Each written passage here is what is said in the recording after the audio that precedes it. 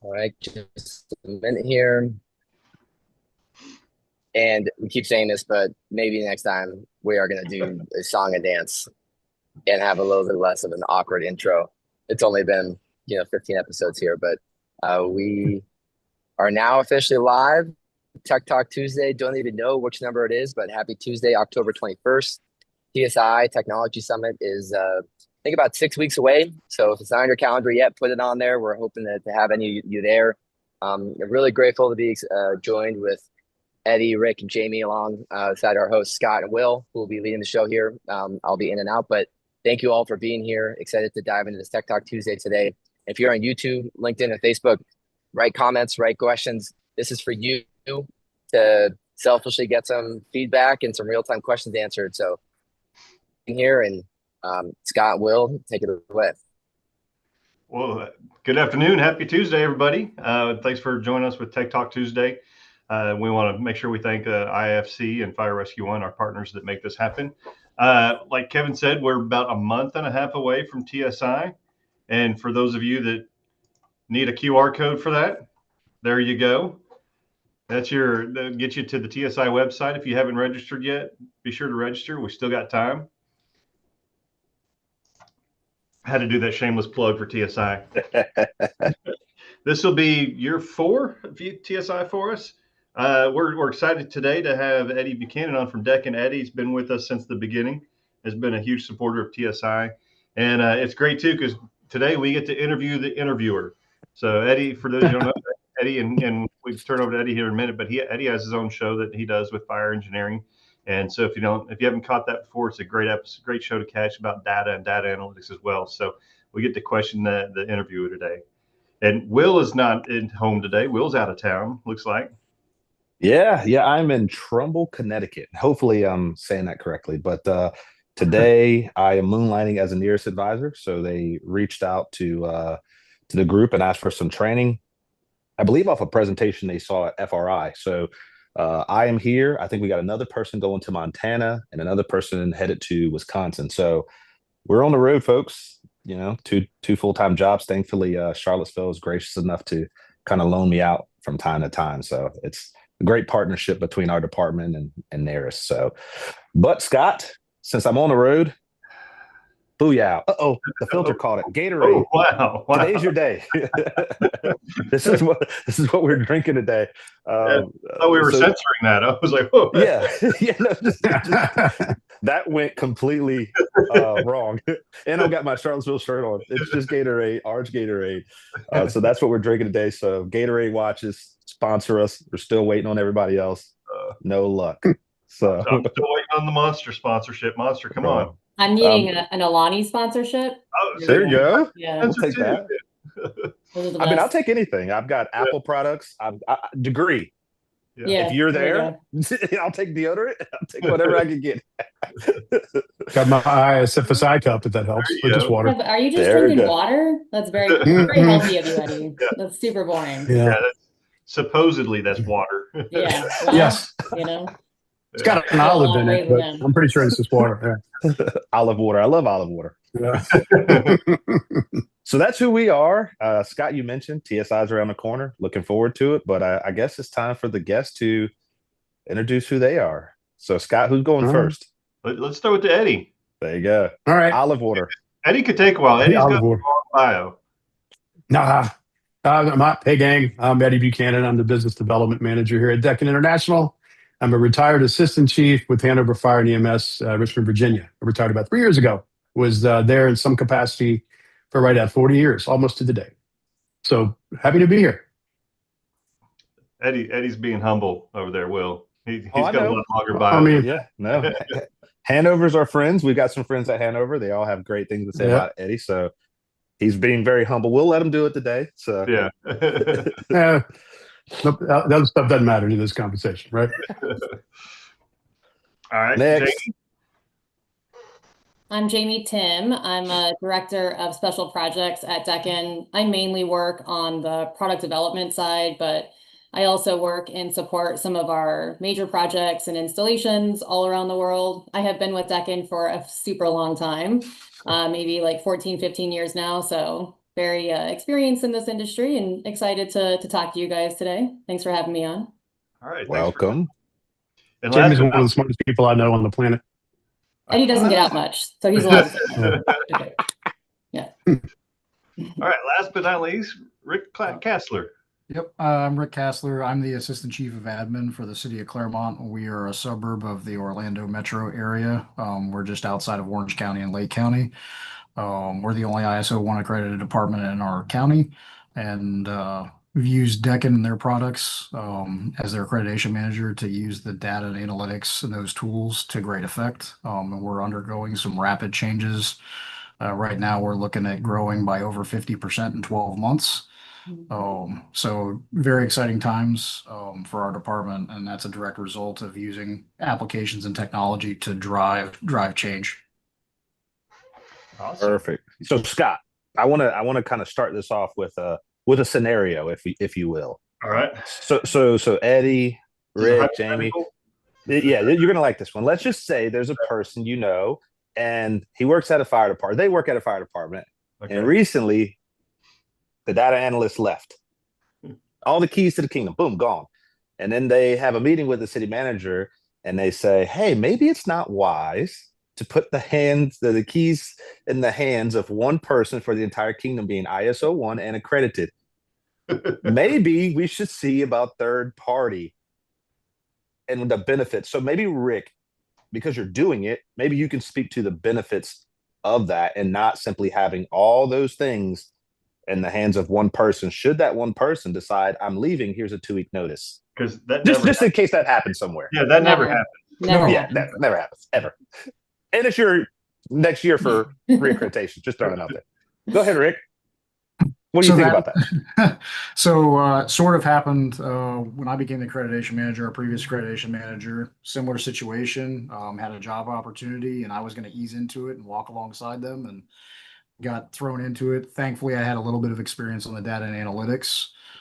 So as we go through our new process, we've actually created a position, a professional standards and training officer at our agency.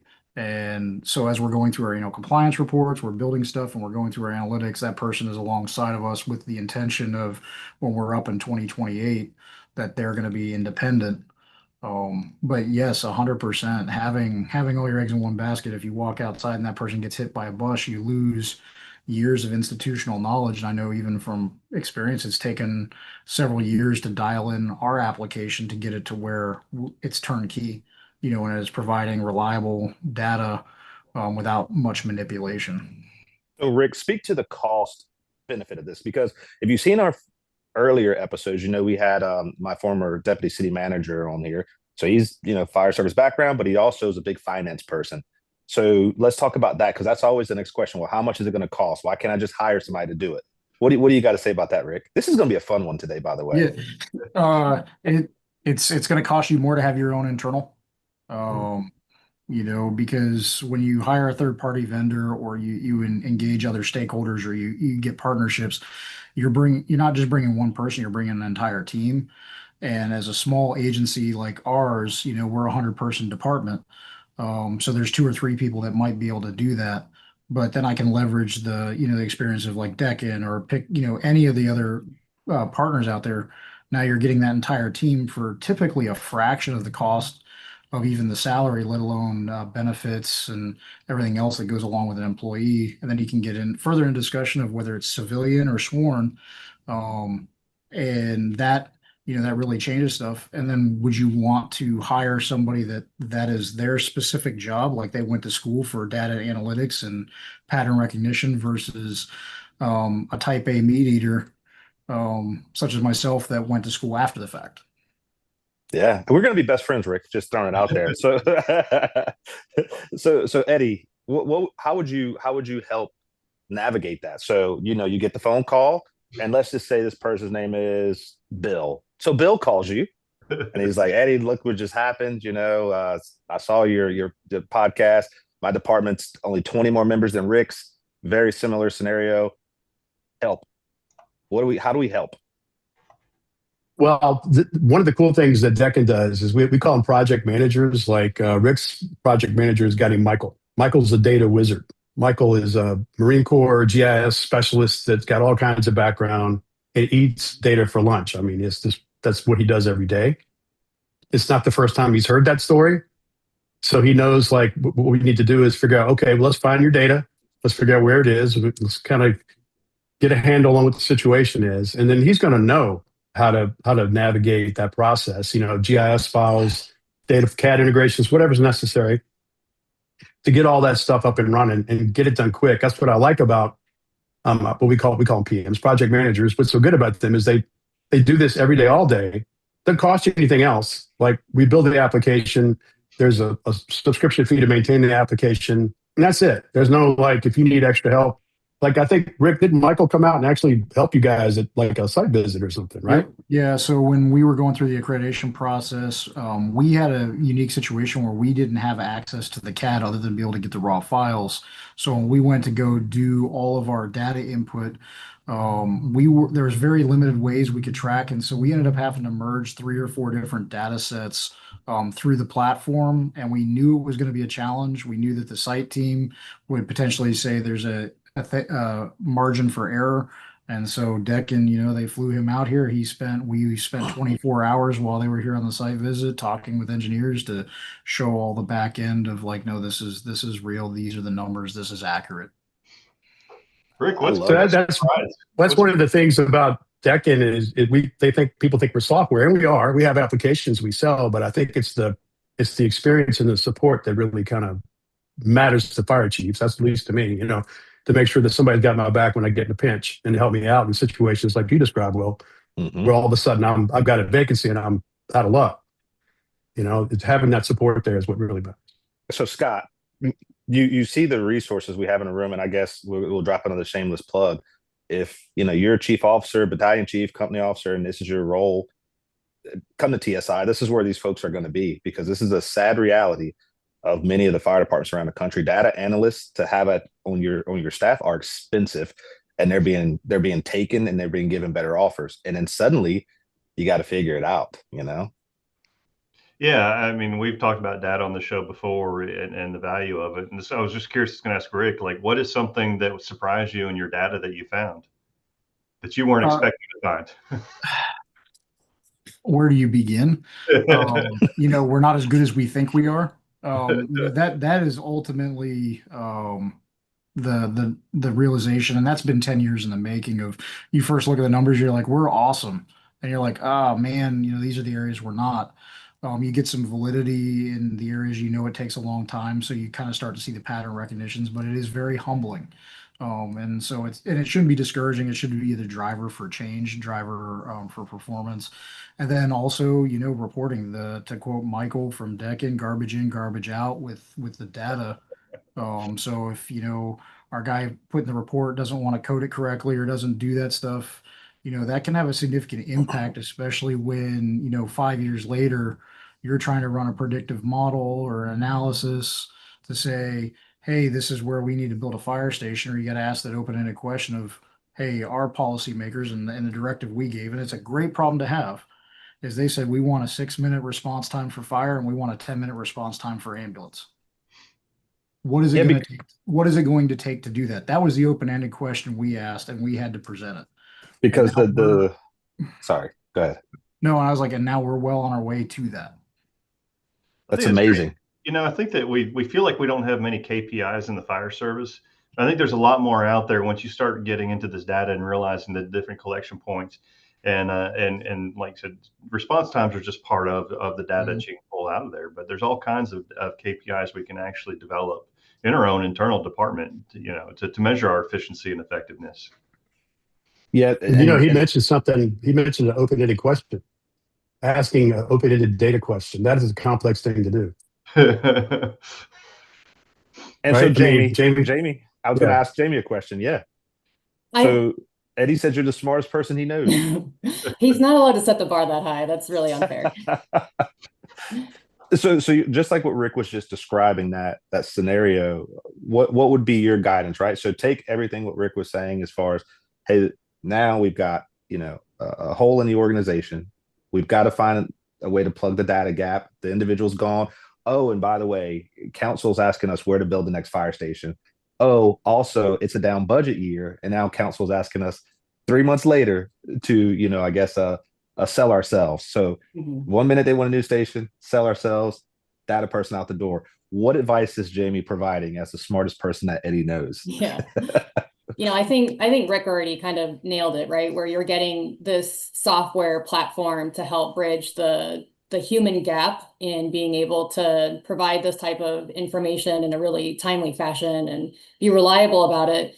But the one thing that I feel like we haven't really called out yet about the real benefit of using this type of software platform is that you're able to leverage it as a vehicle for change management within your own department. So maybe your analyst did decide that any response time over 15 minutes is an outlier for whatever rationale that they applied, and now half that data is excluded. And so when they're giving you results, maybe it's only encompassing a certain radius of information that doesn't reflect the full behavior of your operational experience.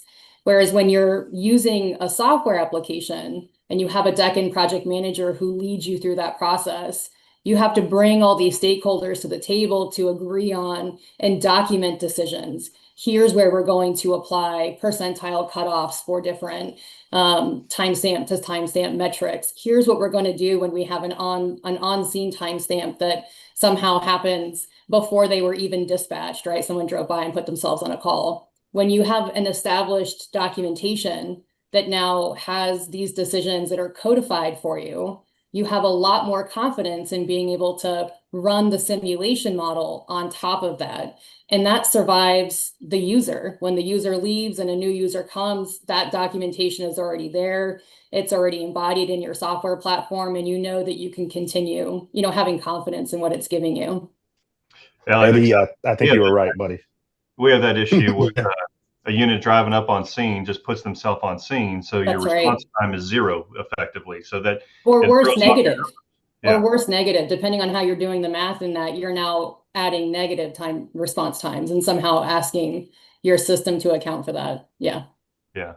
I like it. I know we got our first question here, and maybe we spin it back around to Eddie and we split it between Eddie and Jamie. So the first question is coming from Facebook. Appreciate it, the viewers. So keep the questions coming in. It says, when modeling fire station relocation or consolidation, such as combining 2 single engine houses into one larger facility, how do Deccan's analytics account for secondary unit response times and overlapping coverage areas? Ooh. Mm-hmm. That's a Jamie question. Yeah. So in the simulation model, we won't go too far into the weeds on this, but it's a discrete event simulation model. Discrete event simulation allows us to model every component of the call cycle separately. This means that we don't assume things like one resource is completely available all the time to be dispatched to a new event. We know that when a unit is responding on an event, when they're maybe transporting to hospital, when they're doing training, whatever activity that they're involved in, we are able to dispatch alternate resources in the system when that new call is going to happen. And so with the model, you're able to even apply different operational policies on how you want this dual house considered. Because we work with certain cities that might just split the first due. So, for example, FDNY Fire might look at something and say that, yes, we're going to have 2 engines in one firehouse. This guy's going to go north, this guy's going to go south. And you can apply that type of operational policy, but you can also just let the model determine that when the first engine is dispatched, it's the second engine that goes next, and model each one of their respective call cycles separately for the type of incident that they're going to. And it does this, of course, cumulatively and iteratively, so that it's able to look at a combination of results there. But the model is very powerful. It looks at so many different things in regards to how fast a fire engine might travel to a structure fire compared to how slow they might go to a low priority medical event that they're dispatched onto. It knows the rate of travel across different times of day, days of week. You can apply different senses of urgency. So there's a lot of flexibility in how that discrete event simulation model is able to account for things like 2 units in one house. That is wonderful, because that department I was talking about earlier, they probably have one station that has 2 pumpers in it, and the model may be, hey, take one pumper and put it over here, and take the station and replace it. So this is Yeah. good information. Will that model or something similar like it be on display at TSI so folks in attendance can, I'm a hands-on, eyes-on type of person. Will they be able to see it and maybe play with it in real life, or what's that going to look like in TSI? Yeah, Adam will be there with us. Yep, that's what we call the application. Adam, Would you, apparatus deployment. Adam? Yeah, its name is Adam. We like acronyms at Deccan. Yeah, apparatus deployment analysis module. So yeah, Adam will be there hanging out with us. You can come by and look at him and see what he says. Yeah, I'll tell my friend who's got all those questions that I just sent y'all that they were just sent to me in a text message. Yeah. So what are the different applications Deccan can do? So there's Adam is kind of the flagship. That was kind of what the company was formed around. Was we were born out of Washington, D.C. Our founder was a data scientist in D.C. and got assigned a fire department project, and then kind of fell in love with it, with our mission. And that's kind of where the company launched. We have Adam, then we have Live Mom, which is live move up module. So that is more of a real time analysis. That's like actually interface with the CAD, doing analysis moment by moment. We have Barb. Barb is the box alarm run card builder. So if you're using run cards, you appreciate what a pain in the neck that is to change or update a run card system. This will automate that. Also does great GIS work. And then we have, let's see what we got. We got a Dispatch Failsafe is a newer application. I call it a doomsday CAD. So it's intended for for whatever purpose, usually a network hack or outage, where you can't get to your CAD. You can spin up this application and dispatch with the basic functionality of a CAD. Nowhere near a CAD, but enough to, better than a yellow pad and a pen, right? So it's a great application for that. Or I'm interested in like from an INT application. Like if I had a forward command where I couldn't access my normal CAD system, this would be an interesting tool in that application as well. And then we have some things we do in Australia. Jamie, tell them about Ascent, because I don't really get to work with it. Yeah. Ascent is a non-emergency patient transport scheduling system. So Ascent hooks into CAD and listens to when you've got different jobs or incidents that are created for interfacility transports, cities where they have medical transport to doctor's appointments and so forth. And given a set of vehicles, it will schedule all of those vehicles given the number of patients, and it routes them, and also applies certain operational policies around, well, if you have an infectious disease, you can't ride with all your friends today. If you are bringing an escort with you, then it takes up an extra seat, and then routes and schedules everyone in the most efficient way possible. Yeah, I really like that one that Eddie was talking about, Mom. And Scott, my time in Colombia, 700 plus square miles, 32 stations, 5 battalions, 1 division chief per shift. And I remember when it would just get rocking and rolling, storms would come through. We just have a lot of fires. Mm-hmm. It was the task of 1 battalion chief or division chief to go into dispatch, which was in our building, and then tell the fire dispatcher, hey, move this unit over here, move up this unit here. Yeah. And when I heard about that, what are we doing? Why are we not using modern technology? Yeah. So, yeah, it's out there, folks. Guilty. Use it. Yeah, guilty. We still do it. or the whiteboards. I can't tell you how many whiteboards I see in various communication centers of people trying to visualize where the resources are and how to move them. But yeah, LiveMom is very much the partner to Adam. Adam helps you plan and figure out how to meet those 6-minute or 10-minute response time targets, and LiveMom helps you figure out in the moment what to actually do with all of them, and help make sure that you're not letting big coverage gaps exist elsewhere. Jamie, I think you answered the next question before I read it. Eddie, Sorry. Again. I'm telling you. She can even see the future, bro. So the question was, Jamie, says, as cities experience growth or new developments, how can Adam or LiveMom jointly guide both long-term station sitting and real-time unit move-ups to maintain performance standards during high demand periods? That's coming from LinkedIn. That's an interesting one. With Adam and long-term planning, it's great because if you have future population models, you have some demographic data that might extend 10, 20 years out into the future, you can plug that into the application. So you don't have to just use your existing incident volume. You can look at, incident counts that are associated with those population and demographic changes into the future, and then look at how your current staffing and resources will be able to meet that type of demand. It can even account for shifts in those demographics. So if you have different, nursing homes that are being open, maybe your population in your city is aging, you might have, different requirements for that type of incident volume. We've worked with cities where new casinos were being built or new housing developments were going in, and you're able to plug that, expected demand into your model and then see how to reposition existing apparatus among the stations, count the stations that you already have, or best case scenario, how do you open more stations to help, meet that demand as well. LiveMom takes everything that you log in for the day as a given. It knows you can't do any better than who's just logged in. And so what it does is it tries to optimize the distribution of those resources in real time to meet demand that's happening. It will look ahead and see call volume forecasting through the next hour or so to try to understand, I don't want to move an ambulance from one part of my city to another if the demand that is going to happen where they're at is high enough to justify keeping them there. But it doesn't, want to create the situation where you're moving a unit only to have it respond back to where it came from. It very smartly tries to look at the expected incident demand where they are versus where they could be at, and then moves them appropriately, always trying to make sure that they're closest to the areas where that next call for service is going to happen.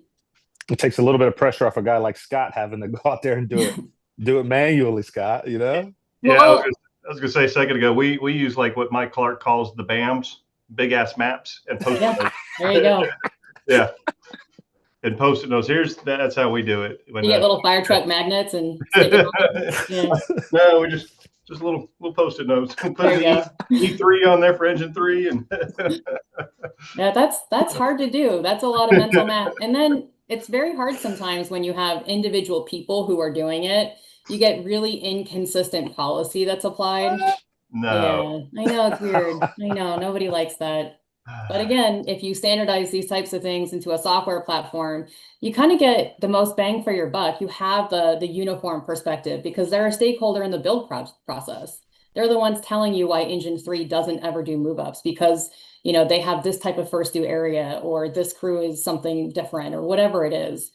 But then you also get to combine that with the dispatchers who are intimately familiar with how to move resources and what the type of, demand flow looks like across the city, not just in one battalion chief's area.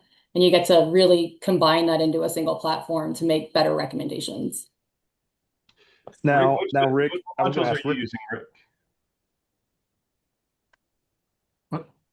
What Sorry. modules are you using, Rick? So we're using the CAD Analyst and Atom. I know that our county is in the process of going to LiveMum because we are challenged with some unit resource availability. Our county has experienced explosive growth. And so we don't have enough resources to meet call demand, especially like on the transport side of things. Fire suppression wise, we're doing a really good job.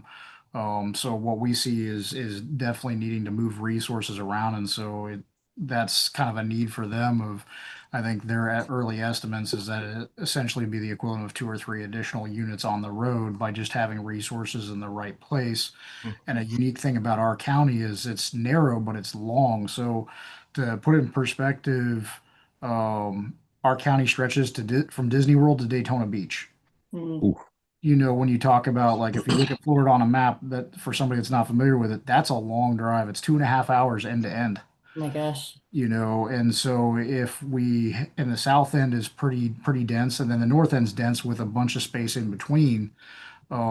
If we have simultaneous calls, which nobody ever has, and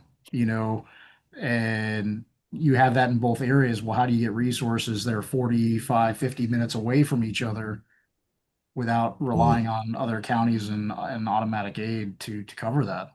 I mean, we're a 4-station department that's only 20 square miles, but with traffic density, I've got 3 stations on one highway, and it can be upwards of 40 minutes to travel from one end of our jurisdiction to the other. And that's 3 stations that are 7.5 miles apart. Wow. Yeah. No, that's similar to my city, Rick. We've got 3 stations in 10 square miles, and people are like, "Man, that's a lot of stations." But it's an urban setting, and with It's traffic, dense. Yeah. yeah, in game day, man, it can be a nightmare. And I have to say, we got another question. The questions are coming in. This is probably the most questions that we've seen come in rapid order. And it's still October, Scott. Yeah. You know, Hey, it's not Fire Prevention Week anymore. It's Fire Prevention Month.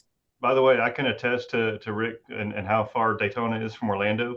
In another lifetime, I was going to UCF in Orlando, and I accidentally clicked the wrong class, which was in Daytona. And you can't make it between classes from Orlando to Daytona. No matter how fast you try. No. But the Daytona class was a lot more fun. It was an accident. Yeah.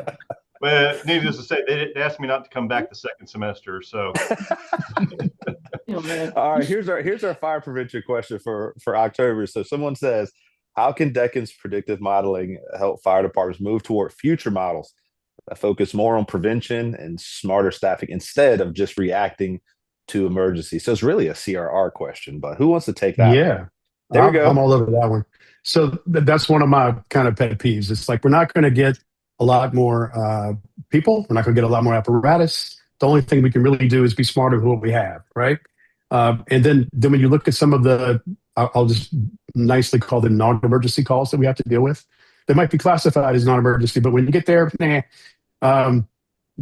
being able to identify those and then try to outsource those to other services is a key part of the fire department's future, I think, going the next 5-10 years.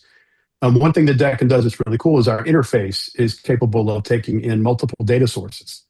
So we can, I've had a couple of fire chiefs ask about CRR or mobile integrated health, applications to this tool. We can do that if you have the data, right? So that's usually the first hurdle we hit is they don't have the data.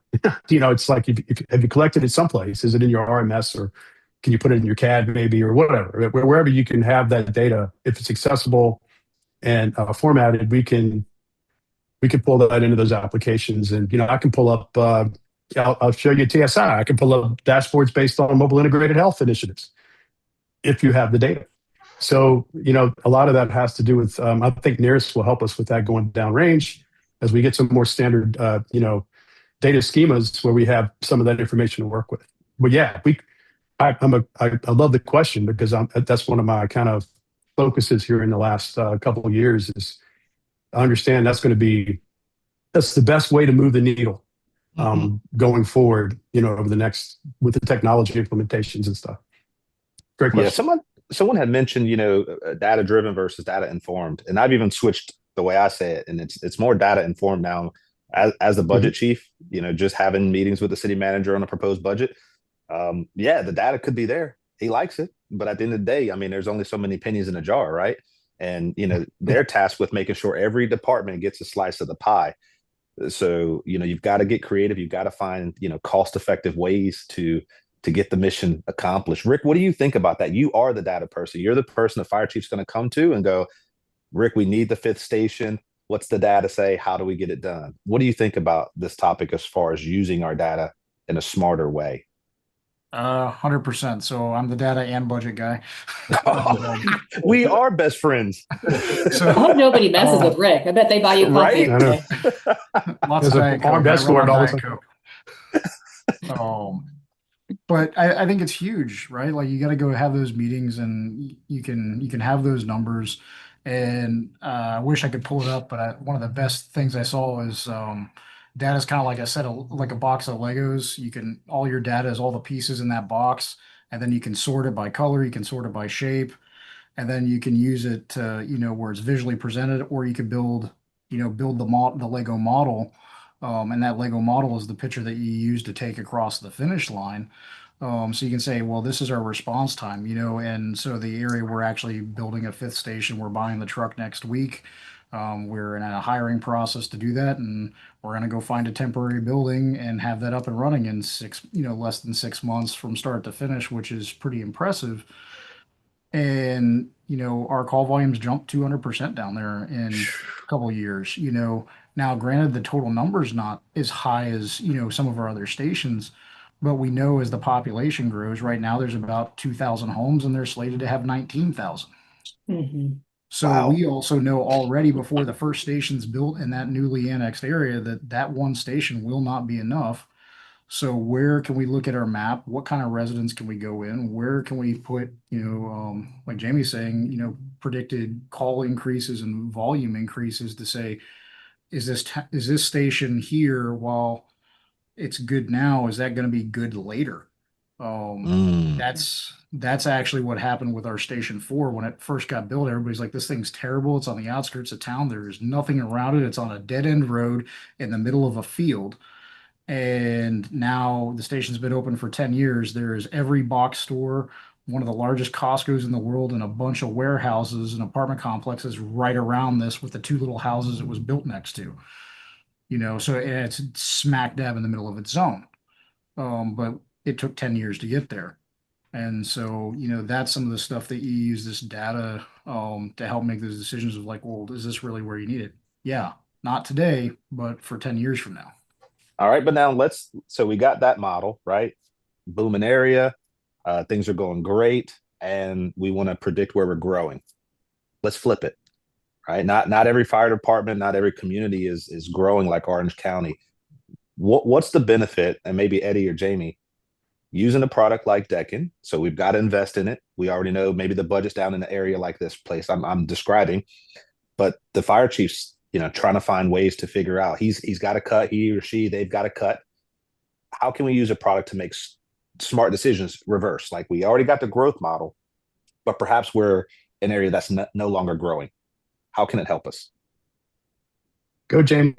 It's an unfortunate circumstance. It's something that most agencies never want to be faced with. There's the human element from a staffing standpoint, but also the concern that although population may be less now, it can still grow into the future. And like we were just talking about, these infrastructure changes are not fast and cheap. We are trying to make the best plan that we can for the next many, many years. However, the model does support being able to look at having to identify the least impactful areas to remove resources from. And you get to define what you mean by impact, because it might just not always be your average response time. So we've worked with cities before where, in San Diego, they had to do some brownouts. We've worked with cities where they had to go through some of these long-term permanent closures. And maybe the best way to minimize the impact to your average response time is to close one of the stations that's a little bit on the border of your service area. They're further away from the main bulk of your incident volume, and your average response times, you get to tell the mayor that, you did the best you could and your average response times are not too bad. But what might be hidden in some of that data is that your 99th percentile response times went through the roof. That although you don't have a ton of incident volumes out there, when you do have an incident, now you're driving 45 minutes to get there. And that the consequence of that is very real in terms of loss of life, loss of property, and that you really have to be able to look at that question from a multitude of perspectives. And so sometimes we end up doing, more studies and analysis on how to remove or redisperse stations from your core. And so, yes, sometimes there's a bigger hit to your average response time, but your ability to service everywhere you're responsible for is better on balance. And sometimes that can include things like, yes, we're going to physically close this station, but these resources can be reallocated to some of these other station houses. And you can limit that to say, well, the station can only have so many pieces of equipment that fit inside of it, or it has to be able to, be staffed at this time of day, not at this time of day. So there's a lot of flexibility in how you ask the question from the model. And you can ask it a lot of different ways before you make a decision. Yeah, I know Scott and we were having an offline conversation just about, the realities of some, economic challenges in certain areas. And we always talk about the growth. But I want viewers and listeners that may be in an area that have those challenges to also feel that they're included in these discussions, right? And that they are valued too. I think we'll have some scholarship opportunities if you're at one of those places. And once we post those, apply, come to TSI again, become data informed, find out how you can use your data to make the best decisions you can. What do you think, Scott? Yeah, and like we kind of alluded to in the beginning, the expense of a system like Deccan, I mean, it's a hard pill to swallow for some departments up front, but when you look at the long-term benefits of what it can do for you and what it saves for you and increases your efficiency and effectiveness, two things that we generally don't measure in the fire service, it pays for itself in dividends, and Rick was testifying to that earlier. So I think that being data informed, and that actually came out of that first TSI when we walked away from that. Everyone said, what would we walk away with? It's like, we're going to be data informed, not data driven. And I think, to me, that means you're being more purposeful about the human side of the data, and realizing that, the data is only as it, and I like saying data is, it's an imperfect snapshot of the past that we hope predicts the future. And it's imperfect for several reasons. One is sometimes our collection points we're collecting the wrong data. Or like Chief Muncie always says, measure what matters. So make sure we're collecting the right data. But we also have our own personal biases that construe data. The fire officer at 1 a.m. that's been up all night on runs, trying to go in there and put the right data in. So there's multiple reasons why the data is imperfect. So we have to realize that. So when we take that data, one of the things I like doing is going to the firefighters and like, okay, here's what the data shows. Does this look right to you? And sometimes like, no, that's wrong. And that's when you find out those outliers are in there.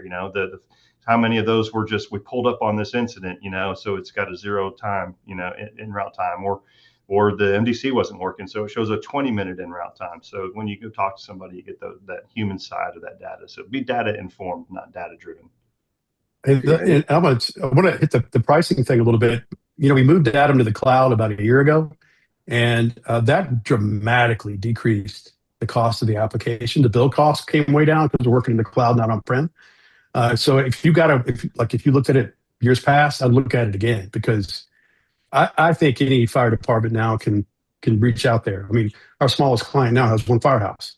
It used to be you had to be a big old monster, metropolitan fire department to have access to that kind of tool. And then on LiveMoment's side, we just did a webinar for the IFC recently with Prescott, where their implementation, they implemented LiveMoment, went to the data-informed move plan rather than just the static, move things here because. And he saved so much in fuel, he actually covered the cost of the app. Yeah. Right? So, I mean, it had a dramatic effect. Not that you moved more, but he moved dramatically less because it only moved when there was a valid reason. So I think the pricing is, as we progress with technology and move forward, the pricing is consistently coming down. And I think pretty much any fire department now can get it if they want. Now, I understand there's priorities. Staffing might be this year, maybe next year we'll do data. I just had that conversation, right? So I understand those things and making those decisions, but the pricing is dramatically different than it was just say 3, 4, 5 years ago. What do you you've worked with enough departments, that if a fire chief comes to you today and says, I want this, it can be 18 months before they end up doing it. I mean, sure. Just how the budget cycles work. So anybody that's worried about that, no, these companies know that. They work with that all the time, and they can help you with projects in a lot of cases too. Mm-hmm. That end of the year budget maneuver, I always had that, right? Like I would have that project right in the last 2 weeks of the year. Yes. I could pull out that $49,999 project and do it in 2 weeks. We call those fourth quarter projects here in Charlottesville. Yeah, fourth quarter. Yeah. We're finally into that zone where we can get under that procurement thing. So that's awesome. Not that we would ever attempt to do that for those that are listening. So we got another question, Scott. You see this one down there? Yeah, we've got some good questions today. Yeah, you want this one? Yeah. How does Deccan help departments clean and organize their CAD and GIS data so it's ready for analysis? And what is the Deccan tie-in with all things NERIS? Let's see, Jamie, you take the first part and I'll take the second part. Yeah, that sounds good. On the first part of it, because like Rick said, this is like a mantra at Deccan, garbage in, garbage out. We have really invested heavily in our new platform, Atom 3.0, being able to process data, clean data, and customize how you make changes to that process for the data. All is part of the software program itself. So it's all done programmatically. It's driven by a user. It's a wizard that can guide any non-technical user through the process of making decision points. about how to process your data, how we go from one, record in this table to a final big picture of everything that happened on that incident. And it lets you decide what type of thresholds you want to apply between data points. It gives you visualizations on how much your response times and so forth might change if you include or exclude certain data points. And it's very powerful to be able to have, someone who's not a data scientist make decisions and actually do the processing themselves, just being guided through the applications wizard. Same thing on the GIS side. We do have some requirements for how the GIS data has to be prepared or what kind of source data it is. But once you upload it into the application, it does all the work to make it visible within the application itself. You can also host all of the GIS that we have back into your ArcGIS platforms or export the maps. So we do a lot to make it so that the data and the GIS information is not dependent on a technical user. Really, anyone can do that part. And on the nearest thing, one of the challenges for onboarding a new client has always been get their metrics and understanding what data they want to collect and those types of things. Having a common data schema across the United States, that's fantastic, right? And of course, Nearest has been really good about sandboxing, giving sandbox opportunities to vendors to get in there and access that data, and that just makes things so much easier and so much more seamless for a company like us. That if we could plug into that pipeline and everybody's data is the same, I don't even know if, I can hear our project managers, all popping bottles and having a party, shooting some streamers and stuff, because that takes a lot of the work off of the tasks they had to onboard clients. So we're thrilled to see Nearest, come online and have the access to that clarity of a common data scheme. Hooray. Yeah. It's funny, And Jamie, you then, talk about garbage in, garbage out. Years ago at the NFA, if you took any type of NFIRS class, a guy named, I think his name was Marion, he'd give you your NFIRS data. I know Marion. Yeah, really neat guy, super neat guy. But he'd hand you your NFIRS data and he'd tell you if it was garbage or not. And he handed me mine. He said, it's garbage. And I said, well, the problem is you gave me a trash truck to deliver it to you in. He didn't find that as funny as I did. but I thought it was pretty funny. But it's true. NFIRS was a trash truck. That's why you got garbage from it. So I'm really excited about Nearest and the data that we're going to get. Yeah, and folks, it's real. It's here. There's no more maybe, can it, will it? No, it's here. It is October. Well, dang near November, and January 1st is go time. So, as a Nearest advisor, I'm pleading with you, if you have not prepared your department, oh boy, call the help desk. You better get rocking and rolling, because it's here, my friend. It is here. Yeah. So one of the things, there's the next question. They are flooding in. All right. So this is an AI question. So this one says, as AI starts shaping decisions, I should pre-read these before I read them live. As AI starts shaping decision support in public safety, how is Deccan exploring AI to make sense of complex fire data? And then what risks are there for public safety that put too much data or too much faith into AI? Skynet, that's the danger. Go watch Terminator. Rick gets it. Rick gets it. It's so interesting. People think AI can just be, I think we're all expecting AI to be much more ready than maybe it actually is. I think that in the broadest definition of artificial intelligence, Deccan has been leveraging operations research science for decades, and we've grown along with that field of study. We have leveraged machine learning to be able to do things like predict points of travel speed from one location to another. But the huge quantity of data that is required to make these types of AI models function cannot be underestimated. You can't look at a city that has 500 major fires in a year and have a great data source for modeling yet. I'm sure that these things will catch up to it, but you would have to look at an aggregate of fire science data across many, many cities. And then it's questionable to some degree whether that also still applies specifically just to your department in your city. when we looked at doing speed models with the machine learning algorithm, we used 5 years of Uber data from a major metropolitan city in this country in order to get a data point or a confidence from that data that matched our test and training data accurately enough. And that was millions and millions of records to be able to look at that. So I think that the data costs and the data requirements for AI modeling is still very high. Large language models, the number of data points that they look at, like they have the whole internet.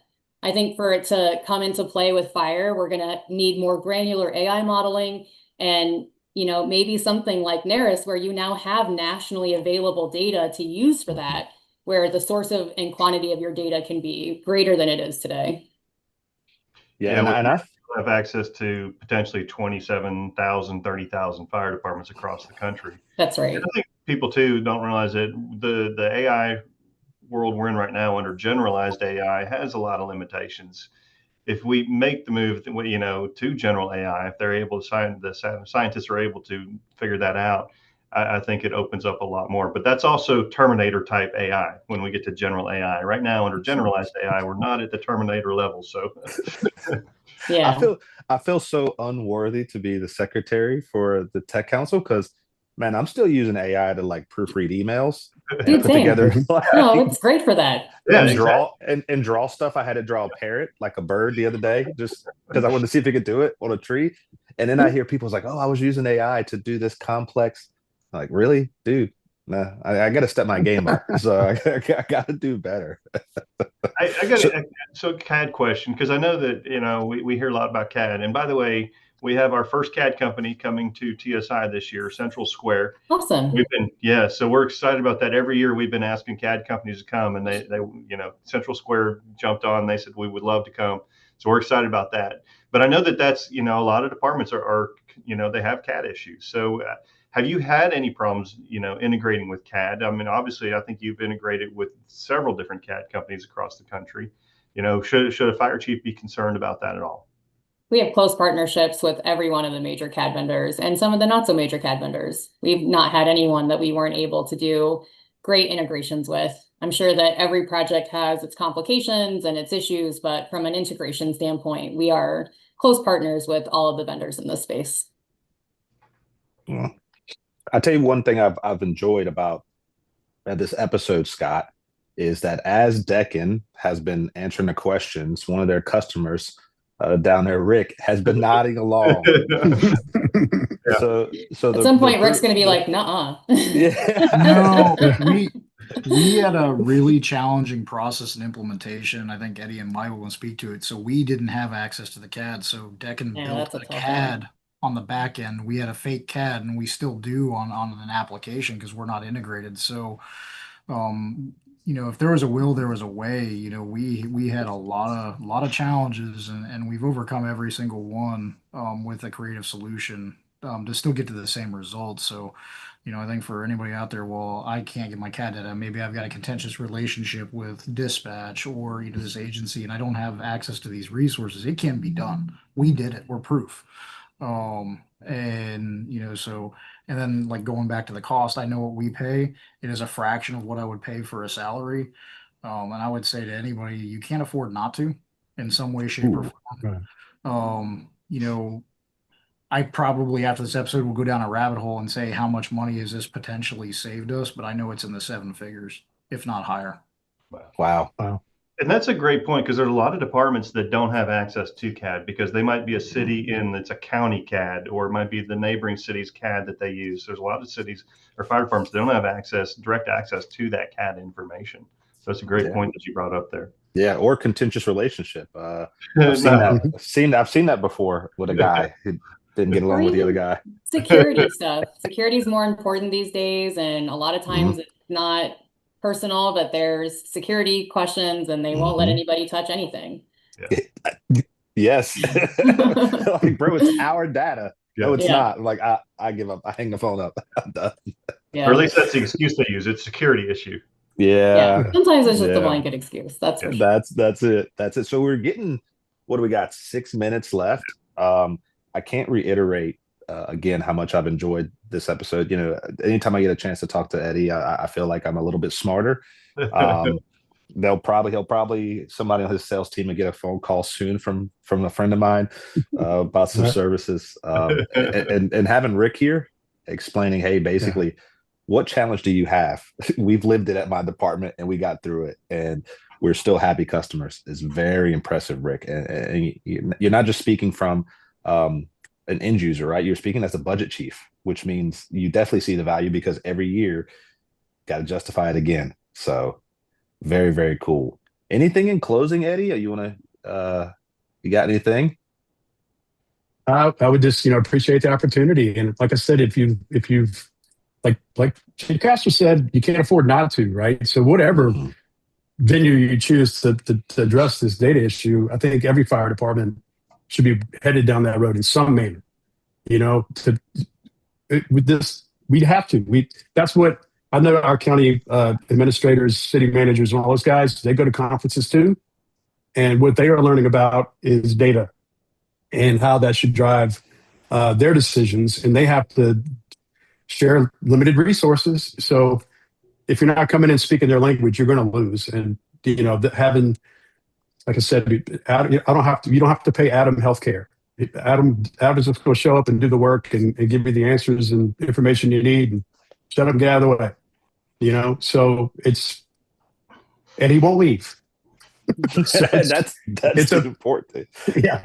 He won't get poached off by. I've seen it happen so many times where a whiz bang, somebody's really good in a fire department with data, and sure enough, give it a little while, somebody will come along and a hospital system's going to grab them or something. There's a chance that can hire them. There's also that. Yeah, I would have definitely called Eddie and be like, "Really, bro?" Yeah. So. Yeah, and for anybody watching, if you're like, man, that name Eddie Buchanan sounds familiar. I think I've read an article about firefighting by him. That's the same guy. This is the same guy that's been out teaching about firefighting and strategy and tactics and training for years. And now he's into data. I don't know how he made that leap, but that's natural progression, man. Humble. He's being very humble, and he's a drummer. Did you know that? I was gonna say you're not gonna. I thought you were gonna mention him being a rock star. So if we were like Kevin, some intro music, I know a drummer. The most interesting man in the fire service. Someone says. Kevin says that. We had a lot of fun. Jamie, anything in closing from you? No, this is super fun. Thanks for including me, guys. I appreciate it. Well, you, Rick, we got 3 minutes. You don't have to be so short-winded. Oh, sorry, my bad. What about you, Rick? No, I just want to say thanks for the invite. We've used these tools to great effect. It's definitely been transformative for a small organization. And ultimately that's our goal is, provide better services to the community. So it's really helped. And, like the quick soundbite, is, having some sort of analytic platform that you can rely on is essentially your budget PPE. It's no different than a firefighter wearing an air pack. For administrators, that is our protective equipment that we need to get across the finish line and do our jobs. I'll be stealing that again, best friend. That's a good one. Yeah, that's good. Is that a Lego Titanic in the back? I'm kind of a big nerd. I've got Legos. Okay. I'm an artist, so I've got oil paintings and all sorts of other stuff. Everybody comes to my office and they're like, "What new thing have you built or added lately?" Hey, Rick, real quick, because like we're talking about, you're a smaller department, so this isn't just something for big departments. How many firefighters? How many calls per year? So we are a little under 9,000 projected this year. We've got 75 operations in the field, but we've got an additional 37 positions authorized over the next 12 months. Okay. So we're going to go from 91 total to add another 37. Awesome. There we go. Scott, closing, TSI. Make sure you're there. Another shameless plug for TSI. Make sure you're there. Eddie will be there for sure. Eddie said he'll buy you a beer. Ooh. Ooh, hey now. Yeah. So, and I can flash that QR code one more time if anybody's wanting to register. Share that. He'll buy you a beer at the happy hour for 5 cents. It's a free happy hour. Yeah. Beer's on Eddie. But there's the QR code. So if you're interested in the registration or find out who's the speaker lineup and the schedule and the vendors, it's all right there. And it works because I tried it last week. Remember? Well, that's a different. I'm on a different computer. I was like, oh, so I did that right before we got on air. So Bruh. Did it work? Yes. Okay. Last week, those guys were showing off their fancy phone clips, and I had a spoon. So just I got to do better. Well, perfect. Mr. Clean Slick Kevin Sofin. Any parting words for today? I apologize that I wasn't as present and active listening, but I enjoyed listening to it. I look forward to continuing to repurpose the message that Declan continues to bring, and great chatter from everyone listening. So thank you for everyone listening. Tune in leading up to TSI. There's going to be a Tech Talk Tuesday almost every Tuesday. So get ready for that. And then Eddie, Rick, and Jamie, thank you so much for your time being here today, and look forward to seeing a lot of you at TSI. And have a great rest of your week. Perfect. Thank you all. See you there. Take care.